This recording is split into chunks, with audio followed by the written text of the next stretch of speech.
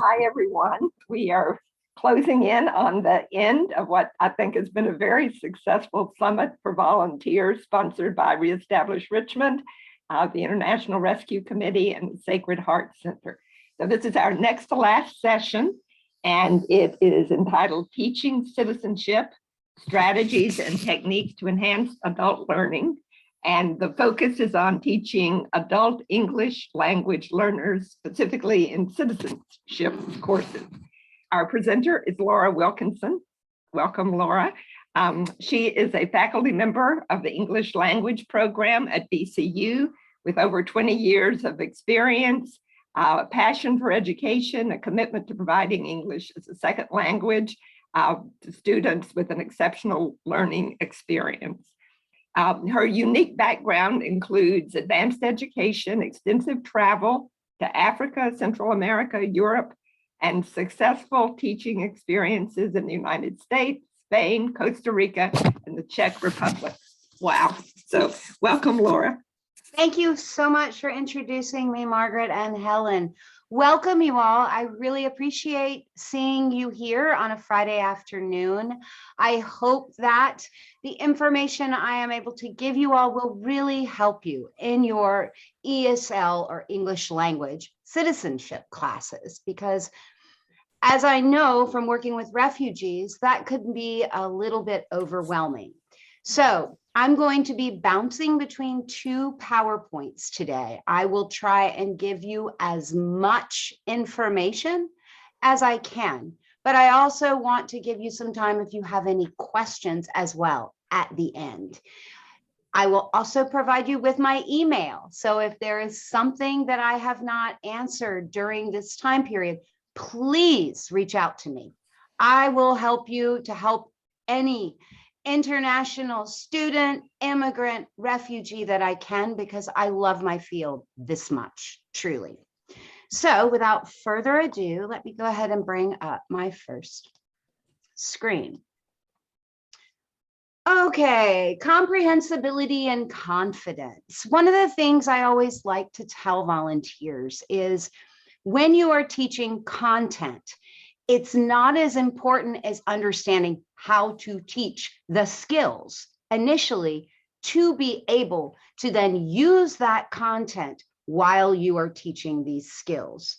And as we all know, the most important skills for the citizenship test are going to be speaking, reading, and writing, even though listening is one of them. So we really are focused on all four skills.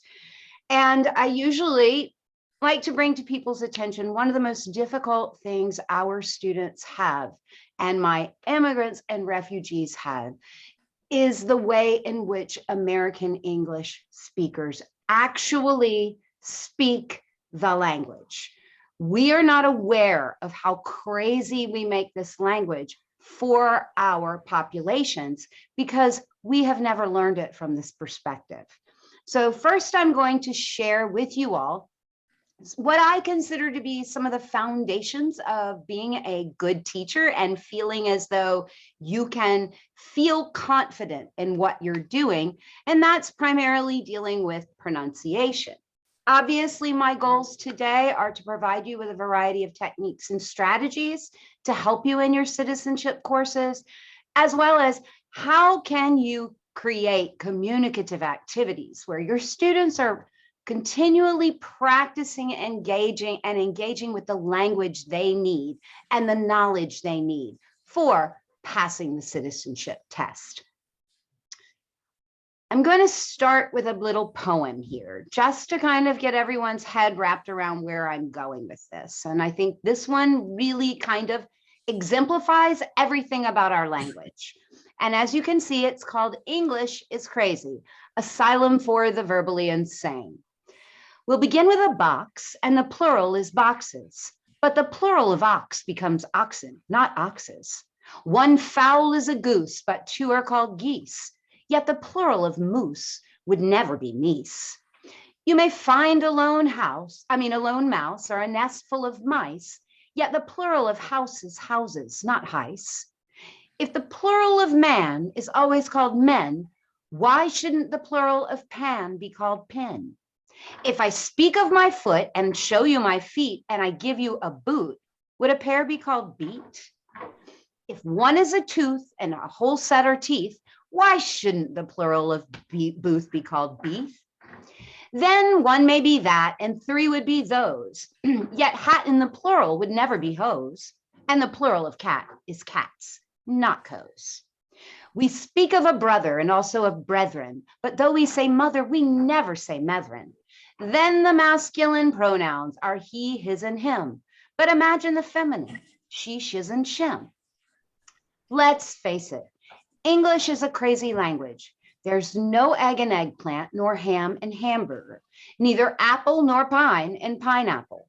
English muffins weren't invented in England. We take English for granted, but if we explore its paradoxes, we find that quicksand can work slowly, boxing rings are square, and a guinea pig is neither from Guinea nor is it a pig. And why is it that writers write but fingers don't fing? Grocers don't gross and hammers don't ham. Doesn't it seem crazy that you can make amends but not one amend? And if you have a bunch of odds and ends and get rid of all of them, or all but one of them, what do you call it? If teachers taught, why don't preachers prot? Sometimes I think all the folks who grew up speaking English should be committed to an asylum for the verbally insane. In what other language do people recite at a play and play at a recital? We ship by truck and send cargo by ship. We have noses that run and feet that smell. We park in a driveway and drive in a parkway. And how can a slim chance and a fat chance be the same while a wise man and a wise guy are opposites? You have to marvel at a unique language, lunacy of a language in which your house can burn up as it burns down, in which you fill in a form by filling it out, and which an alarm goes off by going on. And in closing, if father is pop, how come mother's not mop? I give up. So as this kind of exemplifies, our language, American English, is a living language, unlike most other languages. The reason? We have no Ministry of Education. Primary reason. As we know, we have created standards of learning to try and initiate some sort of united curriculum for the United States, but we're having problems with this as well because our language is forever changing. And how do we address those changes? We have also created a language from borrowing from other languages. So there will be context where, for example, in the word honor, why do we not pronounce that H? But with every other word you can think of, we do. How do your English language learners handle all of these exceptions? The best way for you to teach them how to handle, first and foremost, is self-confidence. Building self-confidence and letting them know, hey, it is hard. And it's hard for me, but it's nothing you can't do. And I cannot tell you enough that the first and foremost thing in my classrooms that I do is build a community. Once I can build a community, I can lower my students' affective filter so they're not focused on how bad they are. So they're not focused on, I can't do this. Oh my gosh, I'm never going to pass the citizenship test, for example, in context to what we're talking about today. So the first thing we need to do is think about the language, especially with the citizenship class, because speaking and listening are obviously very primary in this test, as we all know, aside from the civics information, which is our content. Side note, I want you not to feel discouraged because here are the statistics I found from last year about our citizenship test. 90% of all English language learners pass the test their first time. However, only 33% of Americans would pass the test, the citizenship test, and they feel very solid about this number. I'm not sure I could ever pass the civics component, guys. When I have taught citizenship in the past, I feel as though I'm teaching myself all over again exactly what the Bill of Rights is, how our country formed, which parties are important, what kind of government do we have. So in doing this, just remember the success rate is high, so you all can be as successful as any other volunteer out there. First thing you need to understand, our language is what we call a stress-timed language, and I will explain that to you all. The majority of the world is not stress-timed. Stress-timed means that rather than having a consistent rhythm where our stress falls on the first syllable of every word, we switch it around. What's important in our language is the rhythm, because this has so much to do with what our meaning is. It's why we can do things like, and everybody knows what I just said. All of you do. So for this reason, we need to focus on what kind of language is this from a speaking, listening, and pronunciation perspective. Here, just to give you an idea of what English is as a stress-timed language from two diagrams. Here you have American English, because if you think about how we would say this, the tall person is our stress. So pronunciation is important. So you hear those stress. The stress also sets the rhythm for our students to speak it, but even more to understand it, which is the biggest catch. Examples of other languages that are stress time: German, Arabic, and Dutch. I've only given you a few for syllable timed languages because I think they're the best. For those of you that speak Spanish, you would know this is la pronunciación es importante. Unlike our language. So when your students arrive, or if they've been here and their language is not strong, then they're probably having a hard time with comprehension. Listening is the hardest skill. There's a reason, because they're waiting to hear it like a syllable timed language, which they cannot. So this is something to remember. We have a very different rhythm for our language. Another example, in stress timed languages, our beats only based on our syllables and words that are stressed. So education, papa, syllable time, educación, papa. So they hear our language and we're all over the place and they have no idea what we're saying. But usually we teach them words. We don't teach pronunciation. So I'm going to give you a great tool to help your students. This will help them with their speaking on the citizenship test, as well as their listening, as well as their writing. If you can get speaking and listening down, writing comes very easily. If it is misunderstood, writing is a very difficult task. So what is the color vowel chart? The color vowel chart was created by, it was actually not created, it was recreated, let me clarify that, by a woman by the name of Karen Taylor, who comes out of my alma mater, American University's graduate program for TESOL. And she found the same thing that so many of us that come into the TESOL field find. Nobody teaches pronunciation. Nobody focuses on this. Perhaps it's because we didn't have TESOL as a field. We are seeing much more focus as we move forward. But yet she needed to create a tool that our students could use easily. And for many of you, I'm sure you learned long vowel, short vowel sounds. Well, imagine being told this in a different language, in context, and someone told you a vowel was long. I'm not sure I would have any idea what someone is saying. This would be hard. So we changed it. We changed it to talking about the alphabet sound and the other sound. But we didn't seem to find with adults we were making this connection, because adult learners and children are so different in their ways in which they learn and process. So Karen put together a tool. The tool is for teaching and learning English. The tool represents 15 vowel sounds with 2 keywords, because we can make students remember 2 keywords much better than just or e. We do not use phonetic symbols, because why teach students phonetic symbols if they don't need them. Most students could care less. If it's something they want to know, provide that with them, but don't waste your time in class with your students in terms of phonetic symbols. Stress. Focus is very much on stress. Why are students misunderstood?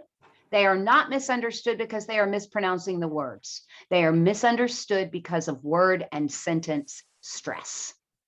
This is what is so vital in Americans understanding anyone else, as well as for these adults in this citizenship test. And then finally, it helps your students learn what to pay attention to, because we do not stress words that are not important in our language. We never do. So when you're thinking about an adult learner learning an overwhelming amount of information, it's a lot nicer to tell them that you don't have to know every word, but there are words that carry meaning, and there are those words that serve a function in our language. So here is the color vowel chart.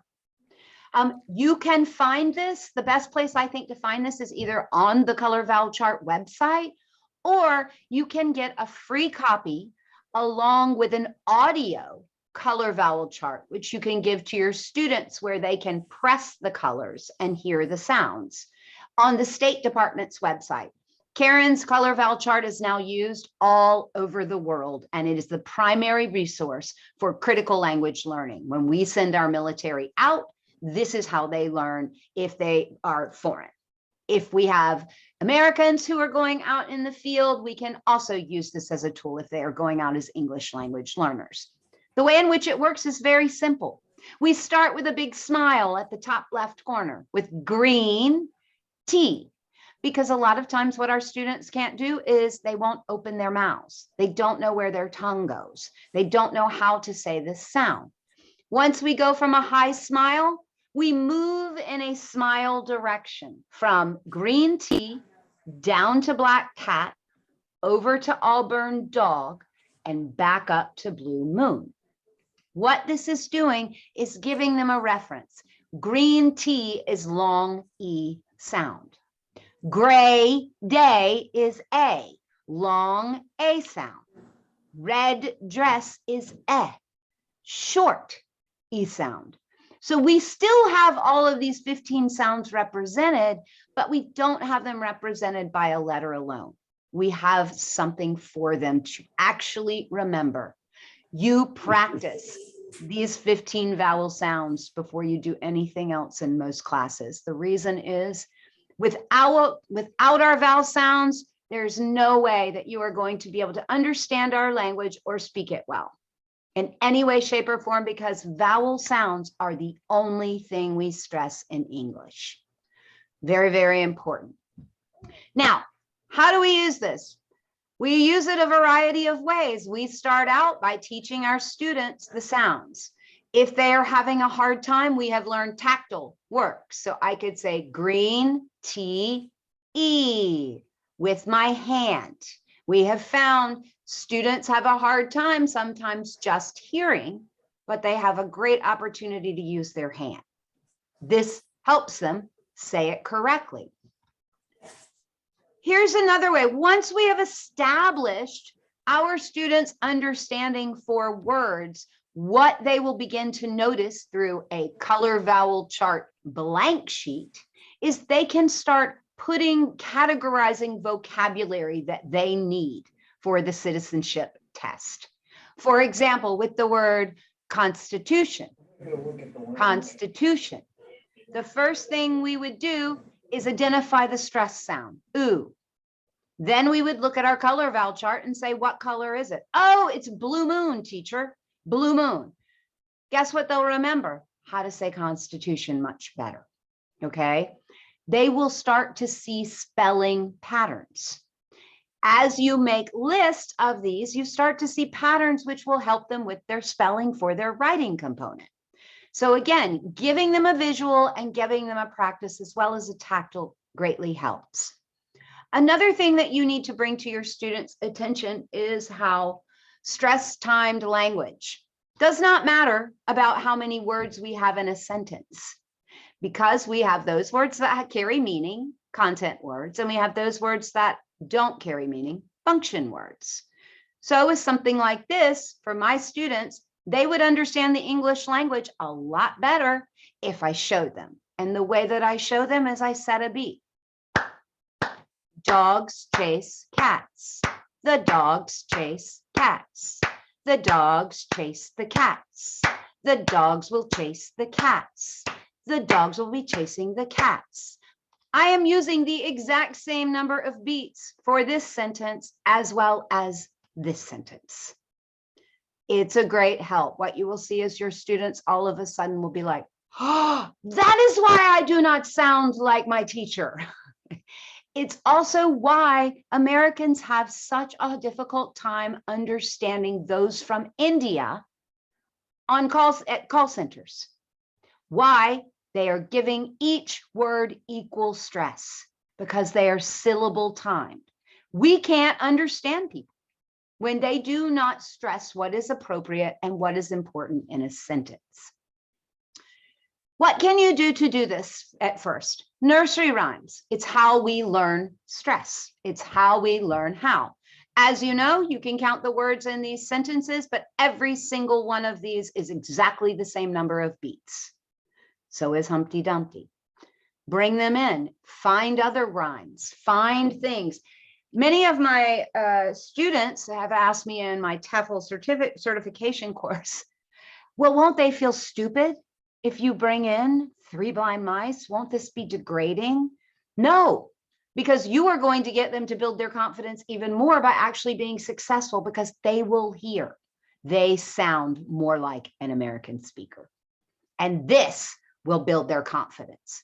Remember, what makes adults feel insecure is a lack of understanding. It is not using a nursery rhyme.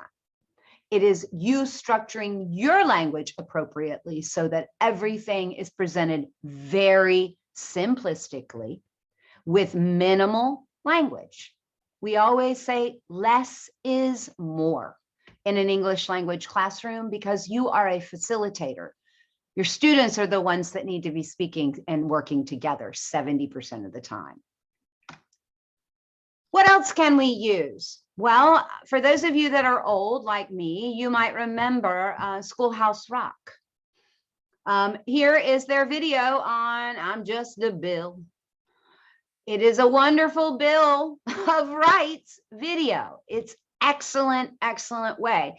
There are many of these out there for citizenship courses for specific content within that course. I encourage you to go to YouTube, look at the content that you're teaching. For example, let's say I wanted something on the governmental structure, that we are a tricameral system, with our executive, our legislative branch, and our judicial, and we want to make sure there are videos out there. Another really good learning tool is making learning authentic. Students learn much better when they can make that relationship to their own country, as well as to the context of something that we might experience. For example, if you have a classroom and you are talking about voting, create a vote, create an election, have them go through the process of what we say, what is done. We remember things better by doing. So in a citizenship course, just simply giving them the information without any interaction or anything that relates to their lives makes it very difficult for them to remember. Lyricstraining.com is another great website. It's songs, but they must write in the words as they hear them. So it really helps them not only with writing and spelling, but also being able to identify these sounds in songs. Songs are simply an exaggerated form of stress time language. That's all. So here are two ways that you could do this as well. Articles. Some of the best articles I find about citizenship and some of the best tools I have found are from the New York Times.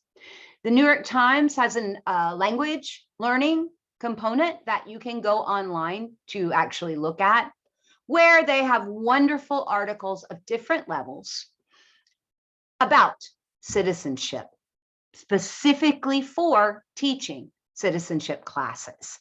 So this was just one I pulled, ideas for English language learners. What does it mean to be a citizen? It gives you support questions. It gives you support activities. It's something that you can do in class with your students, showing them the words they need to learn in context. A word means nothing without the words around it. So simply teaching definitions is not going to help them in context. They need to understand what the context is of that question they're being asked, and then how to repeat it. If they are constantly using the language, they will be able to do this much better than just simply studying through a book. Okay. Intonation. This is something that is extremely important because this tells me whether you are asking me a question or you are making a statement. Whether you are giving me a list and when I know that you are at the end of your list, or when do I continue to listen? So this is another great video. You can find several of these out there. It is called Squirrel, SKWERL, but this is a video where they are just saying nonsense. But it is to show my language learners that when we talk, intonation is what we rely on actually more than the words themselves. It's like, huh? No. You know when someone's mad, you know when someone's making a list, because if I'm saying a list, I'm going to go for the first item in the list, up, second item in the list, up, third item in the list, up, until I come to my last, and then my intonation goes down. This is what we know, and this is what we listen for to give us those interactive tools we need to have conversations. We need to take a citizenship test with an interviewer across from us. We need for it to remind us of what a word even means, because it is another helper for us in terms of listening, speaking, etc. Finally, making Jeopardy games. Let me explain about games. Games in the classroom are probably some of the most effective tools for learning that I know of. Why? We have two types of language. We have our acquired language, which is the subconscious language we learned in our native country. We did not think about this language. We learned it through our immersion, through our parents. Then we have our other aspect, which is the learned language. This is what your students are doing. It is what we are doing anytime we learn a second language. We are very conscious of the process. When we are conscious, we have a tendency to translate the language into our own language. And this takes a long time. And as you all know, this can be completely wrong. I mean, this is a really bad tool for your students. So what you need to do is you need to create an environment where you can actually get your students to focus on the activity, not the English. And you will be amazed at how much stronger they are. In games, my college students, my adults that I teach in refugees, they all love it because when I stop the game, I ask them, were you thinking about English? And they're like, oh, no. It's the same thing that some of you might have experienced if you ever learned a language and you decided to go study it out of country and you were really nervous, but you went and had a couple of beers. And then all of a sudden you're blabbing away in that language fluently, more fluently than you have ever done. It is because you are not consciously thinking of the language. So anytime you can create activities that help the students focus on the activity, not the language, you will see a large difference in their improvement, their growth, and their self-confidence. Use as much authentic dialogue. You all have so many lists of the 100 questions that they are going to be asked. Teach these sentences. Teach these contexts. Just because you have a low-level student does not mean you need to start at the very beginning with the ABCs. This is not what they need. They need English for specific purpose. And that would be the questions, the vocabulary, and the grammatical structures they need to respond to those questions only. We only teach grammar in a citizenship course as needed, because we are trying to get them to focus on understanding, remembering our systems in citizenship, as well as then being able to respond to a question and answer interview situation, being able to write one of these sentences three different sentences that they have been studying. Bringing in language that they do not need is only making the learning more difficult. Okay, this is this is one of the things I love that kind of exemplifies one of the other things we do, which I don't have enough time to tell you all about, but I will tell you. We link and reduce our language in unbelievable ways.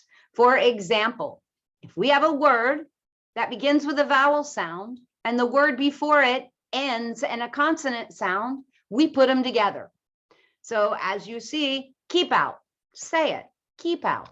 You can understand why this person wrote keep out, because that's what it sounds like. Because we link and reduce, this makes it even more impossible for your students to understand, unless you make them aware of this. Oops. Okay, I am now going to stop here because I'm going to move on to the other skills, but I wanted to make sure no one had any dying questions they wanted to ask at this point. I will assume your silence is golden. All right, let me stop and share my other one for you.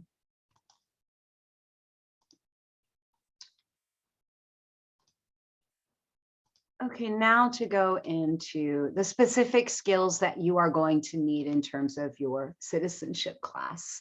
Obviously, grammar.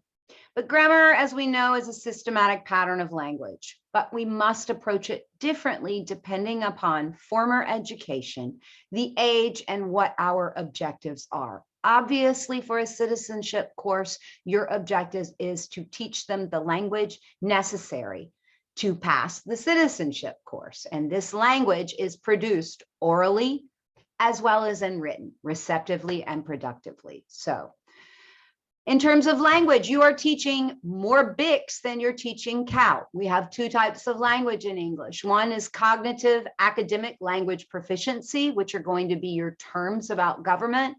And then the way in which we speak informally, which is basic interpersonal cognitive skills. You all are primarily focusing on BICs with CALP added in. This can be taught simply as dialogue to 0-level learners and then practiced writing. They will understand this. I go into many rooms, many classrooms with 0-level learners, and by the time we finish, they can go up to you and say, "Hi, what's your name? My name's Laura. Nice to meet you. Nice to meet you too." That might be all they know, but they learned it in my class in 1 hour. And build on this, depending upon your level. And I'm sure most of you will have multi-level classrooms. As we all know, we have people joining and leaving citizenship classes constantly. You can't focus on that. You have to continue to scaffold or to build on the previous and prior information that you gave them. You may always provide those with tools or worksheets or anything that you do in the classroom, or even recordings for those that might come in late. But outside of that you are not going to be able to do. We cannot do that when we already are dealing with so many different variables: age, level, confidence, education, and culture, of course. So what do we need to make sure our students know? They need to have exposure to a new language. They need to notice and understand what kinds of words are being used. And they need to be able to practice safely. And they need to be able to be pushed to increase that learning through vocabulary or through different constructs of the same language. Just like when you look at your citizenship questions online, they give you 2 to 3 different answers that are acceptable. This is where you are going to be showing and getting your students to notice. One of the best things to do is to by preparing yourself to look up what is the structure of the student's language in your classroom, their first language. For example, our language is an SVO language, subject, verb, object. However, my Korean student told me it didn't matter what they did. They can do anything. She said they do verb, object, subject, object, verb. You will find, however, there are many languages that will have other patterns, subject, object, verb, verb, subject, object. If you can make your student aware of what their language is, it gives them the tools to compare it. It gives them the tools to not have to work out grammar rules, but to be able to visually and orally compare those two languages, which is a great tool in understanding. We do not want to not rely on their first language to help us in teaching. In terms of teaching, what can you do? Again, as many authentic materials as you can use as examples in your classroom are super effective. This means worksheets about government, any type of visuals, which are amazing for students to remember. Any type of task-based learning where you can give them an actual task where, let's say they are creating an organizational chart. One group is in charge of legislative. One group is in charge of executive branch. One group is in charge of judicial branch. And their job is to write in complete sentences about this. If they are lower level, they start off with the vocabulary that you're hopefully teaching them throughout. This works really, really well. Other thing, obviously, is topics and issues should be local, meaning if there is a way for you to make a comparison to their own culture, their own governmental structure to help them understand, the comprehension is faster and it is a lot easier for them. Do not tie yourself up with such things as article use, as mispronouncing a small word, leaving out an S on a third person singular, leaving an S out of a plural noun. These are called global errors, and the most proficient speakers are still going to make these mistakes. That's just because it is so entirely different than the language they speak. We usually never ever tell anyone to push these to the forefront of what we're doing. The best way, I think, to teach citizenship courses, because of the level of English they usually have, or at least I have experienced, is to make sure that your students notice grammar points.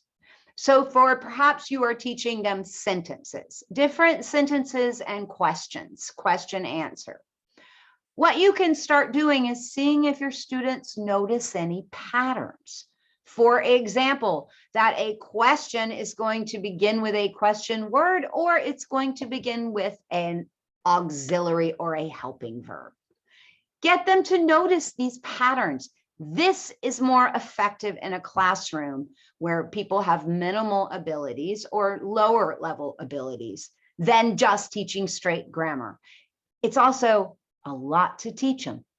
Is this what they need? I think not. I think what they need are the content and the understanding and how to use that content. And remember, again, students' needs. Make sure you're forever asking your students, what are their needs? Are they learning? Find informal ways to assess them. The best way I know is through activities in class where you can be walking around, group work, pair work. Individualized work does not really help them learn as effectively and as quickly as they do in groups and pairs. Another thing you need to be really careful about is making sure you are teaching actually those key structures they need to know. I blank in a sentence, the blank, whatever the definition, that they are completing these sentence constructs and see the structure that we use is the same. You can write the sentence that we say. This will help them with the grammar more than actually teaching specific grammar points. Remember, Adult subjectives are very different, although most of these will not be different for you all. They want to become citizens of our country. You may use the direct method and the direct approach where you write the name of a grammar point up, you explain why it's important and give explanations and then have them practice. If this is where your entire room is not getting present simple, I might then take a moment to teach present simple. Perhaps they're not getting past simple. You need to think, do they need past simple to answer questions? If not, this is not something that I would worry about in a classroom, because again, you are there to help them understand content and to teach them how to use this content effectively with their skills. In listening, some ideas. First thing to understand about listening is it is the hardest skill. And in terms of our stages, and those of you that know a second language or have lived in another country, you've probably gone through this. The first thing that happens is all we hear is one big long sound. We cannot make up breaks and pauses. When I first moved to the Czech Republic, I own my own language company.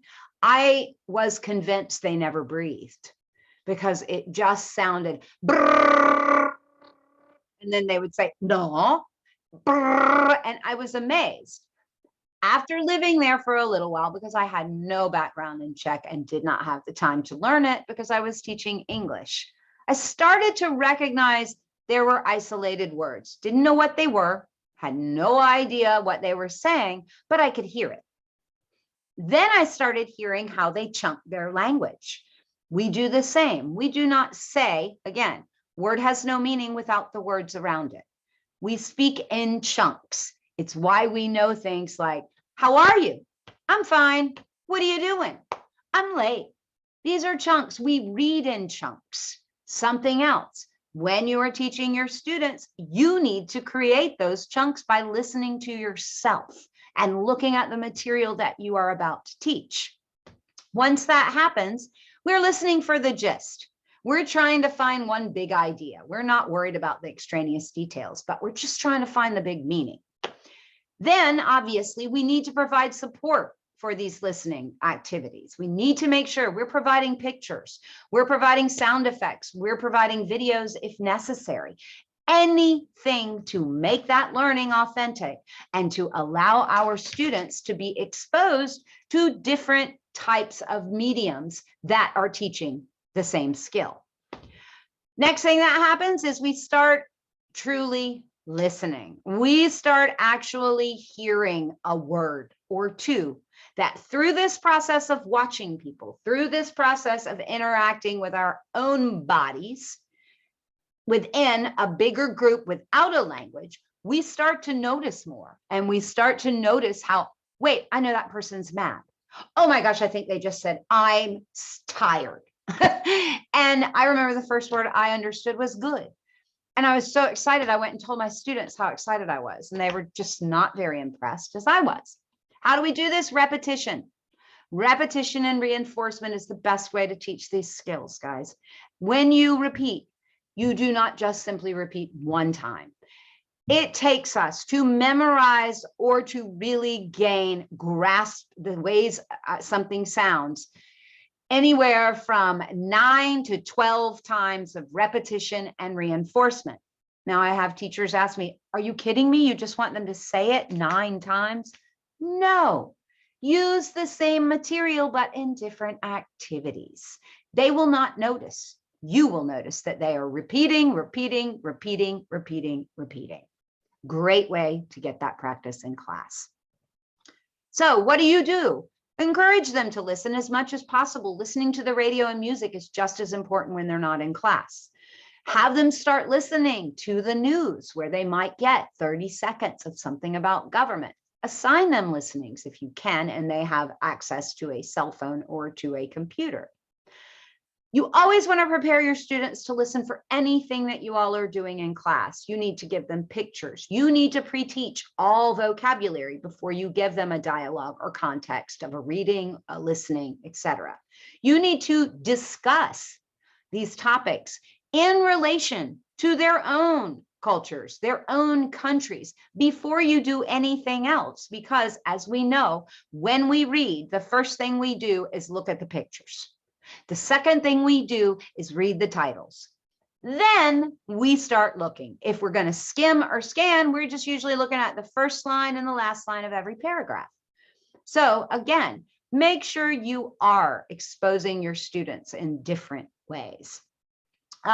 Encourage students to respond to content. I can't tell you how important this is in a citizenship class, because that's what you all are teaching majorly, is the actual bulk of content. You want them to try, and the language should be the vehicle to understanding the content, not vice versa. Okay. Ask them opinions, get them engaged, talk about, what do you think? Don't be afraid to offend if you have established that safe environment. You would be amazed how your students will open up to you if they know that that environment is something that never, ever goes anywhere. That is a level of confidentiality within that group.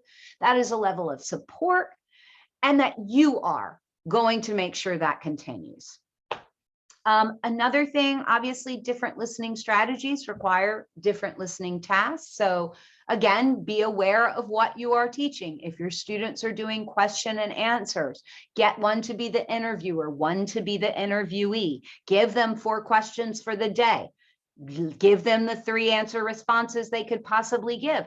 Have them dialogue back and forth, back and forth. Then get them up to role play. Give them different situational contexts in your room. If you have pairs or groups, have them act it out. Have them create the language from the vocabulary that you have been teaching. It's an amazing way to exploit materials for listening, for speaking, and for reading. Okay. We always need to make sure as teachers, we are always in touch with our basic listening processes. Obviously, we have to have a reason for our students to listen. We have to make sure we've given them something in their short-term memory to help them remember context, because when we're throwing all this new language at them, a picture is a lot easier than a sentence to remember. Oh, yeah. Okay, we're talking about the courts, because they see a picture of the court system there. Oh, we're talking about the Declaration of Independence, because they see the word freedom and they might see a visual that expresses this. Obviously, speech types, don't worry about. Predict information. Have you teach your students how to infer. How can they infer with simple questions? What does what tell me? What am I answering? What am I answering about what kind? In which? Who? Where? Give them that information so they can start predicting what they might be asked, what they might read. You always want to have them recall background information, whether it's from their own country or from this country. But they always, again, scaffold on that information and that content you taught them the week before, and bring it to the forefront of the next one. Give them more. Scaffold. So you are forever building on their language, their knowledge of the citizenship test. It is not something that once you teach, you take an attitude that, okay, check, that's done. Because if you don't practice, as we know, if you don't use it, you lose it. And this is always what I tell my students. Guys, if you just keep speaking in your own languages, good luck remembering English. And usually I can always get them through this kind of, this is up to you. This isn't up to me. If you want to accomplish your task, always assign a meaning to a message. Make sure that this is clear, and always make sure you're doing comprehension checks. This is the best assessment tool. Ask a question to one of your students, okay? Always choose the information that needs to be stored in long-term and short-term, meaning they need to understand the context. We know this. That has to be long-term. Maybe perhaps remembering 3 different ways to answer one question isn't something that needs to be retained in short-term memory. I always have a rule with my students when it comes to British English and American English with, like, say, for example, the Oxford serial comma. If you use it, keep using it. If you don't. But always remember, one is more British English now and the other is more American English. If they use British English spelling, I tell them, be ready to explain that to your professor, because they might look at it and say it's wrong. So again, you have to figure out which information is important for your students. Organize your listening activities and your comprehension activities, whether they're reading or listening.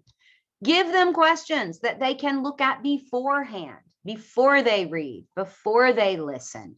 Ask them, get them to look at these questions, because this prepares them to know what is the important information I am learning or listening for. Again, pre-teach vocabulary. Give students a reason to listen. You're not testing their memory, you're testing their comprehension.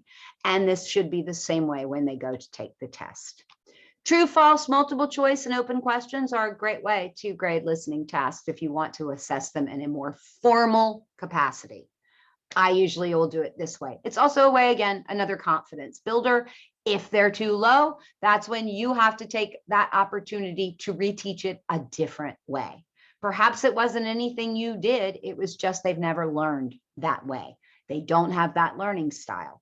A lot of our students have only learned by the traditional grammar translation method. They have not learned the communicative method. This is something that we have been doing in the world for about the last 50 years. And everyone now is finally excited about it, because as we know, most people in the world need English in some capacity, but they don't need to know it fluently. They need to know it for their specific purpose. I'm not gonna, speaking. I think I've covered most speaking and pronunciation, but I did want to give you all a couple of conversational routines, ideas for your citizenship classroom.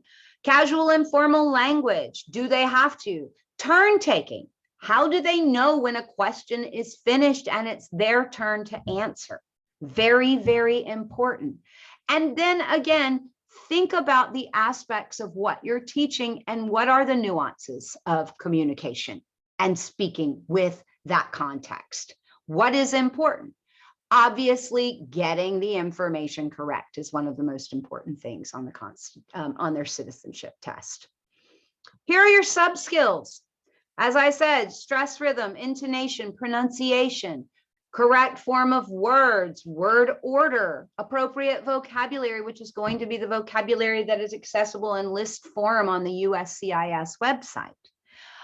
Making sure they understand what the register is, meaning that, am I being more formal? Am I being more fact-based? Am I being more opinion-based? And what is the difference in how we present this?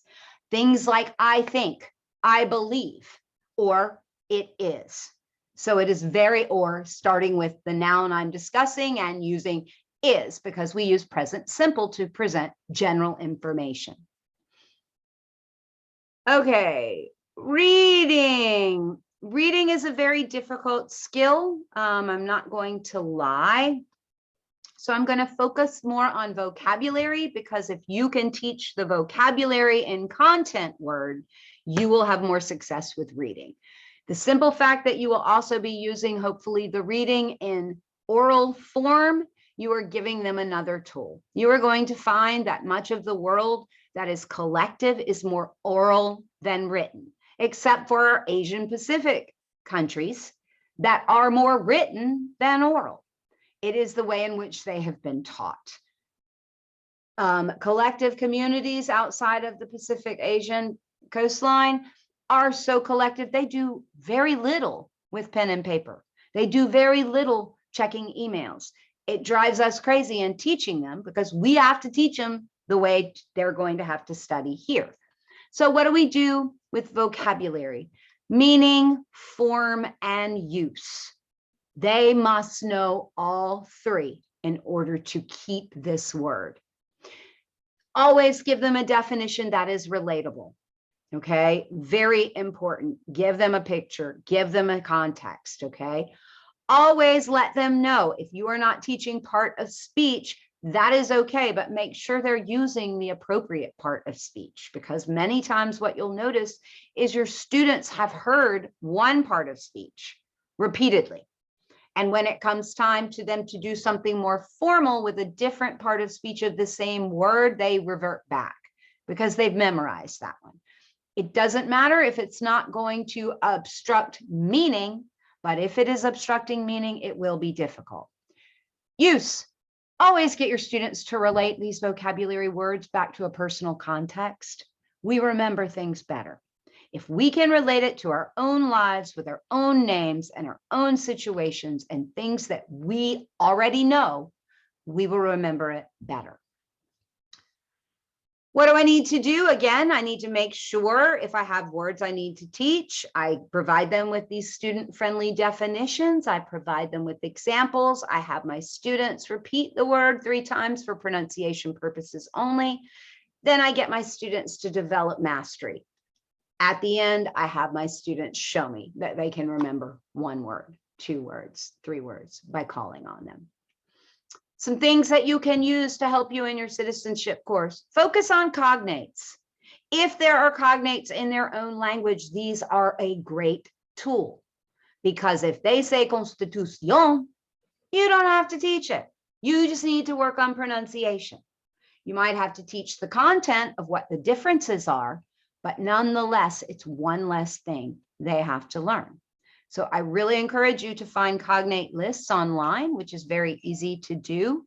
You simply put in Spanish cognates for American English, Arab cognates for American English, and you will be amazed at how many great free lists you will find. Use your computers, use the television, audiobooks. And again, always encourage oral language use, because we retain better if we also say it. Always model correct usage. This is where you do become the sage on the stage. Don't stand up there and expect your students to be able to dialogue in a question answer form if you haven't given them enough examples through videos or through yourself interacting with them or in practicing. Excuse me. Okay. Other ideas, role plays, pantomimes, gestures are great. Real objects, we call real objects realia. When I can have my students actually touch, hold, see, smell, if it's something like this, they remember it better. Much, much better. Bringing in examples of things is a great way to help them remember these things, and then discussing it. Drawing. I'm a terrible artist, so I do not rely on my stick figures often, but nonetheless, there might be some really good artists in your classroom. Obviously, exploit your students as much as possible to do these tasks and just simply to facilitate. Label classroom objects if you have a way to label things. Obviously, that's not as important in citizenship courses, but make sure that you are teaching words in context. Always, always, always. How do I need them and what do I need them for? You might need to teach students how to use dictionaries. Now with the internet, that's not as important, but nonetheless, my students can look up a word in Longman English Dictionary, which is a great one. It is Longman English Dictionary online. It is free. They have a recording of the word the students can listen to. They provide the student with many, many examples, as well as parts of speech with examples. They will even go so far as to give those prepositions that follow or idiomatic expressions. And another thing, teach your students how to use prefixes and suffixes that are part of the citizenship content. These help with them remembering meaning. They might forget what the word means, but if they see pre and they need to know preamble, they might then remember pre, before. I've got it. I know what it is. It's what comes at the beginning. It will help them greatly in terms of memorization. I can't believe I did it. I cannot believe I'm like, whew. I can ask you if you have any questions. Let me put my email back up there. I should give you a little time to write this down. So sorry. Here is my email. This is an L for those of you because it looks like a 1. Please do not hesitate. I cannot say this enough. There is never, ever a time where I'm too busy to answer someone helping with English and with citizenship, because it is so important to me. and obviously to you all. So it's what, for me, keeps my world moving forward, because without international students and immigrants coming here, I would not have a field or a job. And that would make me very, very sad. I appreciate you all so much being here. I hope, do you have any favorite games for solo students? A lot of what I find for online. Okay, a lot of it is for classrooms. Actually, you know what I will do is I will send Helen a really good list of resources for you all. It's extensive, and I have it divided by skills. They will also say games and activities. Go to these. Most of these are free, which is the wonderful thing, because we love free resources since we're teachers again. But I will send that to Helen this weekend so that she can get that back out to you all. Sounds good. Someone was asking if you're going to share your PowerPoint. I said absolutely. I will send that to you, Helen, as well. You are more than welcome to have my PowerPoint, guys. I do not mind. Otherwise, you'd be writing furiously. And I know that I have a tendency just to flood people with information. But again, I'm one of those people that's like, as much as I can get as possible will make me better. So I guess in a way, I do it for you all because I do it for myself. You've got some praise in the chat, so I don't want you to miss it. Debbie says, thank you, Laura. You have shared so much valuable information with us today. And earlier, Courtney said, I'm enjoying the new ideas you're bringing me about language so much. It's a great foundation. So wonderful. Yeah. If anyone has any questions? I've been going in and out, but I definitely found I'm into ESL, but I'm also into communication in general and how to get people to help. And I feel like that the foundational knowledge about the communication problems that exist they're great tools to figure out how to get past those. So thanks. You are more than welcome. Yeah, it's amazing how much when every day I was looking at contracted forms of words, going over them with my student, and I came across IT''D. And solo, I went, IDD. I don't say that. No, this isn't, no, we do not say IDD. I brought it up in context to a TEFL certification class of teachers becoming certified. And one of them, I said, do any of you all say IDD? And one went, yeah, well, but we don't say it that way. We say, it'd be nice.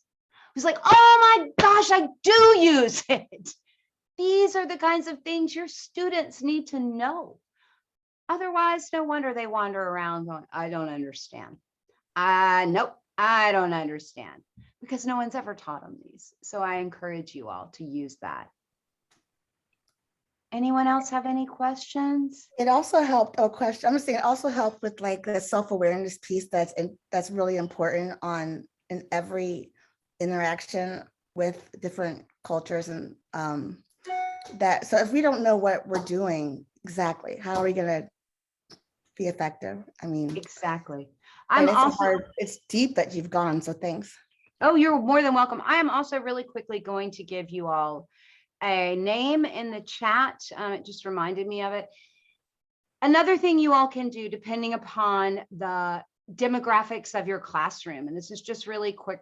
Keith Fultz is another big guru in this field. He works in Florida. He also works at the Anaheim University that teaches TESOL, master's and PhD in TESOL. But what you can do is you can go online and look at what are the structural differences between American English and any other language. We usually refer to your language as an L1 and a second language as an L2. But not only will you find what are the structural differences in creating sentences, you will also learn what sounds they do not have in their own language. For example, my Arab speakers do not have p. They only have b. But so bullet for me. I'm like, what do you mean a bullet? What are you saying? And I'm like, guys, remember the puff of air on our hand. So they're like, pull it for me, Miss Laura. And I'm like, yay. So I encourage you to look up Keith Fultz as well. He's wonderful. Thank you guys so much for all of your comments. I really, really appreciate it. And I hope to be hearing from you if you have any need. Good luck. Keep up what you're doing. I really think that's wonderful. So thank you. Thank you so much, Laura, for being here. Absolutely. Anytime, Helen. Everyone have a great, great weekend.